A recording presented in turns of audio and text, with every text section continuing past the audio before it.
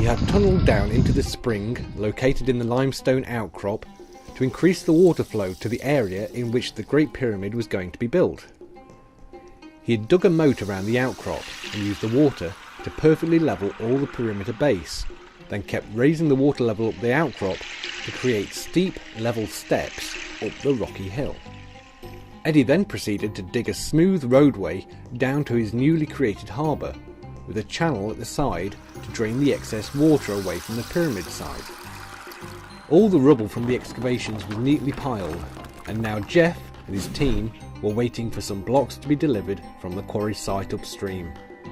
Eddie looked on in bemusement as finally a flotilla of little rafts came floating downstream with their cargo securely strapped underneath. The site's dock manager Jeff was taken aback with the situation he was faced with. He had pre-organised his staff to be ready to drag the rafts with a block tied on top out of the river, onto a jetty where wooden rollers would be placed underneath and they'll be dragged up a steep incline to the building site, where the block was barred off the raft onto rollers where the builders would now take over and drag and place it into position. Jeff's supervisors asked what they should do now. What should we do now? Not a problem, he replied. Just drag the blocks onto the jetty and put the rollers straight under the block with a couple of boards on top of the rollers, then drag the block up the incline to the site. This system worked well, and Jeff was actually pleased that the blocks were strapped underneath the rafts, as it simplified the whole unloading process, making everything much faster.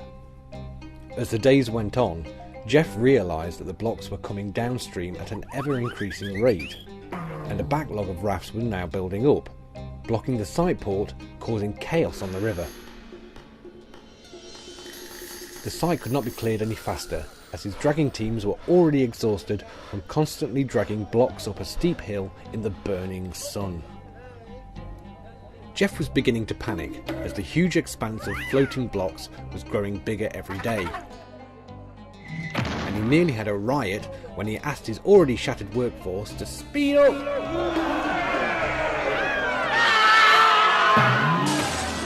Jeff's assistant, Andy, was a farmer when he wasn't working at the pyramids, and had learnt over the years to dig lagoons as high up and as far inland as the flood waters stretched.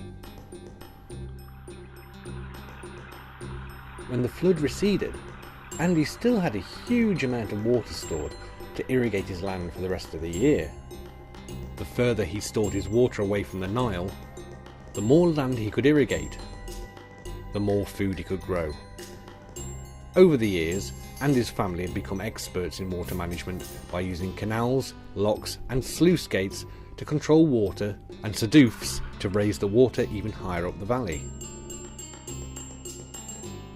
Andy had an idea to help Jeff's situation. He explained to him that the blocks had quite happily floated many miles downstream from the quarry to their site. So why don't they save time dragging the blocks out of the water and dragging them up a steep hill on expensive, quickly worn out rollers, and instead build walls either side of the road leading to the building site, and then fill it with water and locks. The pyramid site overflow water was redirected down into the now high-walled causeway, and numerous simple lock gates were built into it. Multiple blocks could be floated together through the locks up to the build area. After a few weeks of trial and error, Jeff could finally feel relaxed as he looked up from the harbour side. It was gratifying watching the men, women, cows and camels working together to open and close the lock gates in perfect sequence to raise the blocks high up to the plateau on the horizon.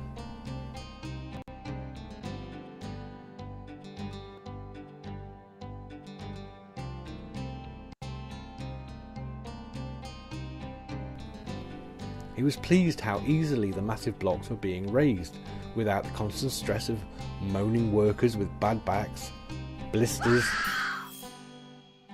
rope snaps, blocks falling off the rollers, or rolling backwards injuring workers, and the constant requirement to find decent wood to use and replace the quickly worn out planks, rollers and bars. Morale on the site was good. The workers were well housed and well fed, and the whole family could stay and work together. With the blocks hanging underneath the rafts, the majority of the hard manual labour had gone. The constant pulling and dragging huge weights uphill with the fear of snapping rope and runaway blocks had gone. Above all, the workers could see huge progress for their efforts. The whole process greatly increased the speed of raising the blocks, and the backlog in the harbour was now starting to disappear. The large foundation blocks were being floated up through a series of gates into the pyramid's perimeter moat. Then they were floated into precise position around the limestone outcrop. As each layer was completed, the moat water was raised, and the huge blocks were laid onto the next step cut into the hill, with the builders using the water to make sure the whole project was being constructed level. Bob, the quarry manager, had come downstream to see Jeff and make sure everything was going okay. He explained that upstream, the quarry workers had noticed that the limestone was staying soft while being stored in the water, so they decided to cut the angles into the blocks while they were still in the water at the quarry site, and used a simple template in the quarry floor, and then used the water to give a precise, accurate angle on every perimeter block, so then they could send ready cut angled blocks down to the site. He also explained that in the future the blocks would have 2 mushroom-shaped notches cut into the blocks. These would be used to tie the ropes around to attach the floats to the blocks. Bob said that by doing this, it saved them having to lift the blocks every time to get the rope around. Jeff said it was a brilliant idea, as the blocks could now be floated and pushed straight into position on the pyramid, without having to place wedges underneath to take the ropes off and bar the blocks down into position. Jeff was now coming towards the end of the first build season. He noticed that it was taking longer to raise the blocks than the gate system. After a bit of investigation, he found the amount of water flow from the spring in the outcrop had massively slowed down, probably due to the water level in the whole country lowering, as the flood season was now over. Just to add to his problems, the port manager, Adam, said the first delivery of the huge 50-ton, 8 metres long granite ceiling beams had been floated down the 500 miles and delivered from the quarries at Aswan, and that they were floating in the harbour, ready to be delivered to the higher plateau. Adam explained these slabs were too long to fit in between the lock gates, and something had to be done as they were blocking up his harbour. "Can't you just drag them up there like that massive statue we moved last year?" "If it was just one block," said Jeff, "I might have agreed with you. But there's dozens of them. It'd take all the manpower we've got, and so much time. Everything would just grind to a halt. No, I'm sure we can find a way to float them up there." Jeff really didn't fancy telling his staff that they would have to drag all these beams up to the plateau, especially as morale was high, and everyone was already talking about how they were looking forward to meeting up again next year. Jeff instructed that every other gate in the lock system be dismantled, and for the walls and doors to be strengthened, extended and heightened to create bigger steps between the gates.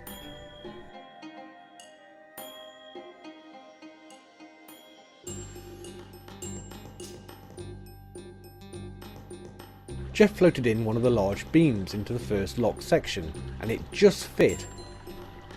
But the problem he now saw was that huge amounts of water was needed to fill each lock section, and gallons of extra water was needed to raise the height enough to float the beams into the next area. Lifting slowed down to a near crawl. At dinner, while pondering his problems, he threw some of his hard crusts away, and some landed in a nearby half-full water jar. A crow was hanging around the dinner table, looking for scraps, and promptly picked up some pebbles with its beak and dropped them into the jar. The crow kept repeating this until the food had floated up to the top of the jar, and then flew away with its prize. This inspired Jeff, so he immediately had some huge bales made of papyrus. These were then attached to wooden seesaws at the side of the locks. Now, every time a slab was floated into the lock, as soon as the rear gate was shut, Jeff lowered the huge bales into the water, and even got a couple of people to stand on top to push them even deeper. The bales displaced the water, and the level rose twice as high as it was before, and the blocks easily floated onto the next section. Seesaws with papyrus bales were added to each section, and the slab raising process started to speed up. But now the floodwater has started to recede down into the valley, with the land exposed, covered in the thick black silt deposited by the water. The pyramid season was now nearly to an end, and the majority of his staff were leaving site to tend to their newly fertilised fields. Bob looked at his friends and smiled. Well, that was a lot less effort and pain than I was expecting. Remember when the architect thought moving blocks on sailboats would have been an easy way to move them up the Nile? Can you imagine trying to get them on and off the boats? It would have been a disaster. The floor of the canal would have been littered with fallen cargo. It would indeed, said Jeff. It would indeed. Bob, Eddie and Jeff raise a glass and drink to a very successful pyramid building season.